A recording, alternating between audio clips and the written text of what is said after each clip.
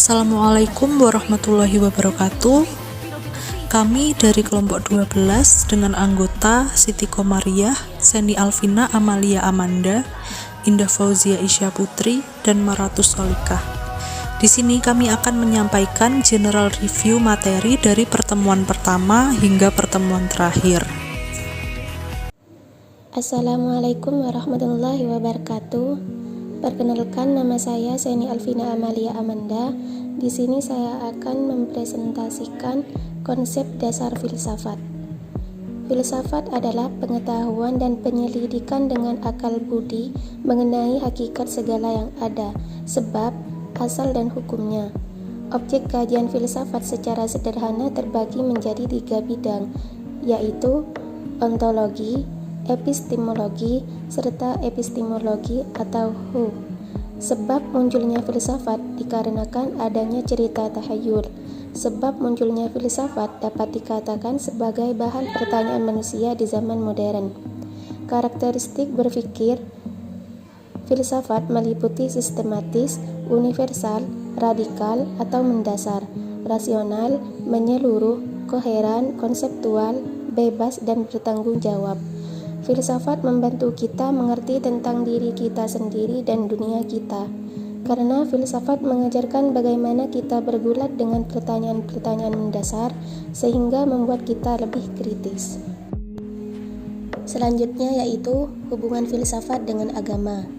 Munculnya filsafat tidak dapat dilepaskan dari berbagai persoalan yang dihadapi manusia dalam hidupnya. Semua problem mendasar yang dihadapi manusia ini dicarikan jawaban dan pemecahannya oleh filsafat yang bersenjatakan akal. Dari persoalan yang berhubungan dengan eksistensi Tuhan, realitas alam semesta, sampai kepada persoalan hakikat manusia itu sendiri sebagai makhluk yang bereksistensi di dunia ini. Filsafat sebenarnya memang tidak sendirian untuk merespon berbagai persoalan mendasar tersebut. Agama dan ilmu adalah dua alat lain yang bisa digunakan manusia untuk menjawab sebagai persoalan tersebut. Dalam konteks ini, ketiganya, baik filsafat, ilmu, maupun agama, bisa dijadikan pilihan oleh manusia untuk merespon problem kehidupannya. Berbeda dengan filsafat, agama atau religion didefinisikan secara terminologis sebagai satu sistem kepercayaan dan perilaku praktis yang didasarkan oleh penafsiran dan tanggapan orang atas sesuatu yang sakral dan supernatural. Agama secara fungsional, menurut Komarudin Hidayat, dapat dirumuskan sebagai sistem kepercayaan, sistem ibadah, dan sistem kemasyarakatan. Sementara bagi Muhammad Iqbal, dalam melihat kehidupan keagamaan manusia, kita bisa memilahnya ke dalam 3 dimensi: keimanan, pemikiran, dan petualangan diri. Kemudian selanjutnya, epistemologi. Epistemologi merupakan salah satu cabang ilmu filsafat yang membahas tentang suatu hakikat, makna, kandungan, sumber, dan proses ilmu. Jadi, dapat dikatakan bahwa epistemologi itu berarti pembahasan tentang ilmu pengetahuan. Istilah epistemologi juga dikaitkan dengan konsep ilmu, yaitu suatu pengetahuan yang membawa kepada pemahaman kebenaran. Oleh karena itu, pembahasan epistemologi merupakan salah satu cabang filsafat yang membahas asal-usul, struktur, metode, dan kebahasaan ilmu. Adapun dari sejarah pula, ilmu filsafat merupakan induk utama ilmu pengetahuan. Baik, saya Maratus Solikah akan melanjutkan presentasi dari teman saya. Yang selanjutnya ada skeptisisme sebagai sebuah teori kebenaran oleh Richard H. Popkin. Di dalam Routledge Encyclopedia of Philosophy dijelaskan bahwa sebetulnya skeptisisme memiliki akar yang panjang dalam sejarah. Menurutnya, sudah sejak zaman Romawi kuno, teks-teks Cicero, Sextus Empiricus, dan Diogenes sudah memuat argumen-argumen skeptisisme. Setidaknya ada 2 bentuk skeptisisme, yakni ketidakpercayaan pada persepsi indrawi manusia untuk memperoleh pengetahuan, dan ketidakpercayaan pada kemampuan akal budi manusia untuk mencapai pengetahuan yang universal. Jika akal budi dan persepsi indrawi tidak bisa membawa manusia pada pengetahuan, maka manusia tidak memiliki lagi alat untuk bisa mengetahui sesuatu. Pengetahuan pun menjadi sesuatu yang tidak mungkin.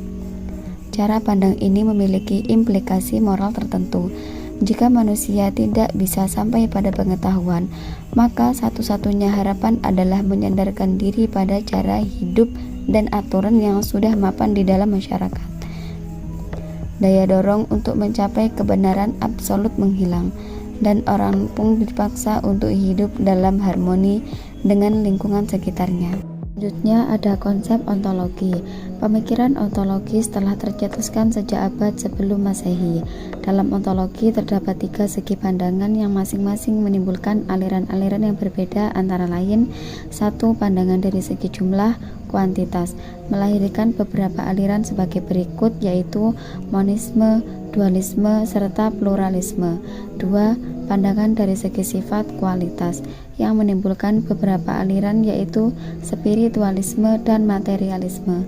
3. Pandangan dari segi proses kejadian, yaitu perubahan, yaitu melahirkan aliran mekanisme, teologi, serba Tuhan, dan fatalisme. Ontologi dualisme berasal dari kata Latin yaitu duo atau dua.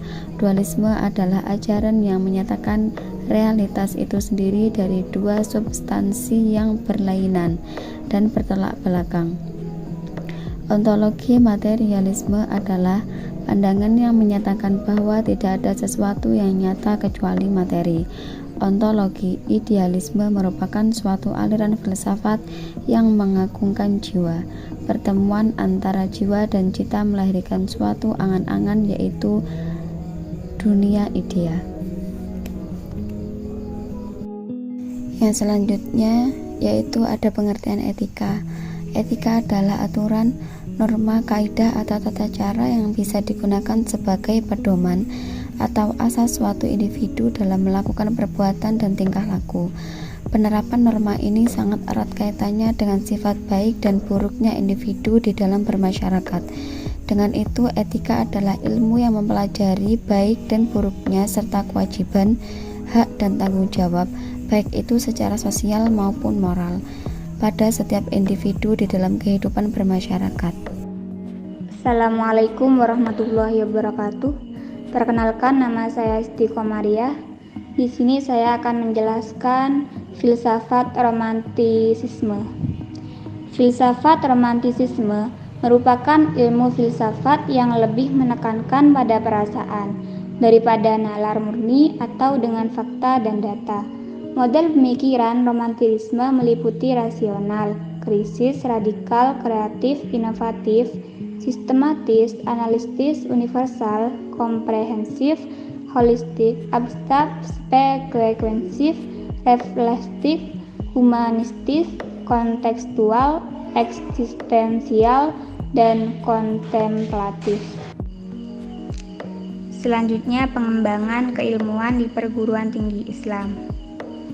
Perguruan tinggi adalah tempat persemaian bibit-bibit pemikir, intelektual, dan profesional dengan berbagai macam jenis dan arus pemikiran, keilmuan yang terus berubah dan berkembang.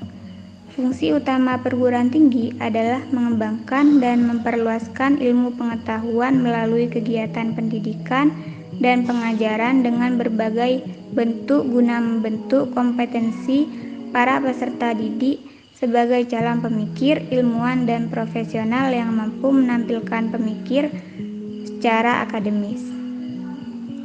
Dosen mahasiswa dengan sarana berpikir akan dibimbing agar mampu menggarap dan mengembangkan alam pemikirannya sedemikian rupa, sesuai bidang akademisnya, menjadi pengetahuan, dan melalui pengetahuan akan berbentuk ilmu-ilmu yang kemudian akan terus berkembang. Pikiran-pikiran keilmuan yang dikembangkan di perguruan tinggi itulah yang kemudian menghasilkan pikiran-pikiran teknologi yang akan melahirkan teknologi sebagai sebuah kekuatan yang menentukan dalam kehidupan manusia modern.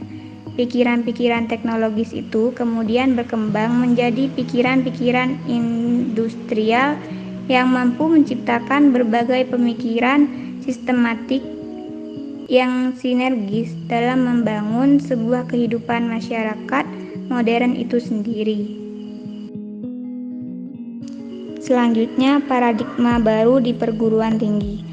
Tingkat keleluasaan berpikir kelompok itu lebih tinggi jika dibandingkan dengan masyarakat biasa. Budaya belajar dan berpikir yang rendah ini akan lebih parah lagi dampaknya jika menghadapi kondisi lingkungan pembelajaran yang tidak mendukung. Pada saat teknologi informasi belum secanggih saat ini, dosen bisa dikatakan sebagai sumber utama pembelajaran. Dosen menjadi tempat bertanya dan jawaban seputar ilmu pengetahuan.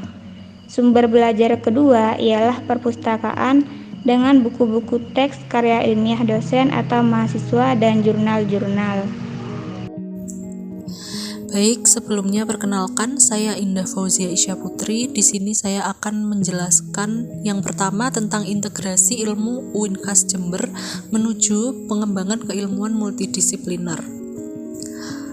Pengertian integrasi keilmuan. Menurut Mulyadi, integrasi ilmu pengetahuan adalah proses mengaitkan dirinya pada prinsip tauhid.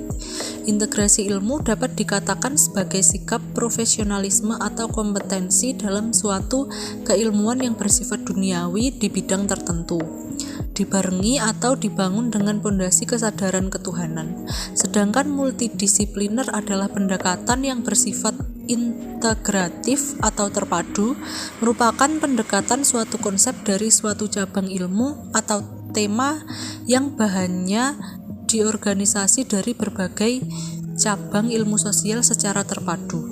Multidisiplinaritas adalah pendekatan di mana dua atau lebih disiplin digunakan tetapi tidak ada kerjasama antara satu disiplin dengan disiplin yang lain.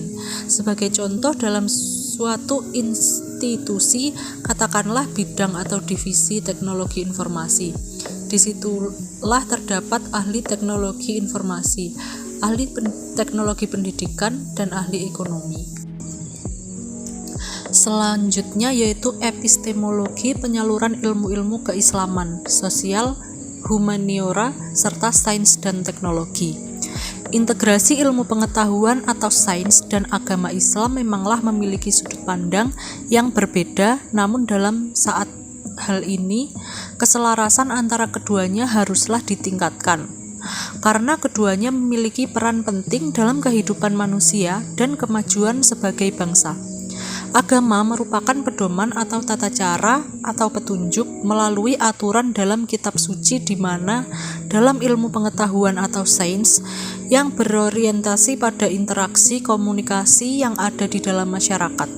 Keduanya tentu memiliki hubungan di mana berintegrasi pada perilaku, moral, etika, dan masyarakat. Dan yang terakhir adalah ancangan integritas UINKAS Jember. Paralel dengan ontologinya pada level paradigmatik, filosofi ini ternyata telah menginspirasi para cendekia UINKAS Jember untuk mencanangkan paradigma integratif interkoneksi tauhid.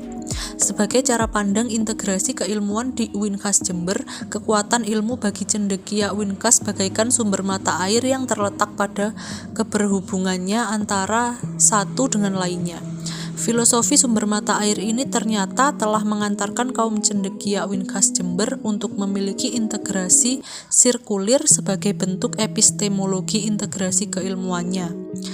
Melalui epistemologi ini, kerja integrasi keilmuan UINKAS Jember ke depan akan diarahkan pada adanya kesinambungan kerja akademik dari tiga arah epistemologi keilmuan, mencangkul arah keilmuan burhani atau sains, keilmuan bayani atau agama, dan keilmuan irfani atau tasawuf.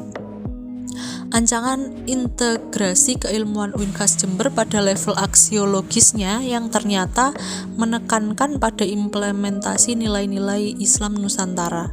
Indikator harus tetap berpijak pada rambu-rambu nilai Islam Nusantara, antara lain yaitu 1. Nilai tasawuf atau moderat, nilai tasamu atau toleransi, nilai tawazun atau menjaga keseimbangan, kemudian nilai iktidal atau tegak lurus, dan yang terakhir nilai islahiyah.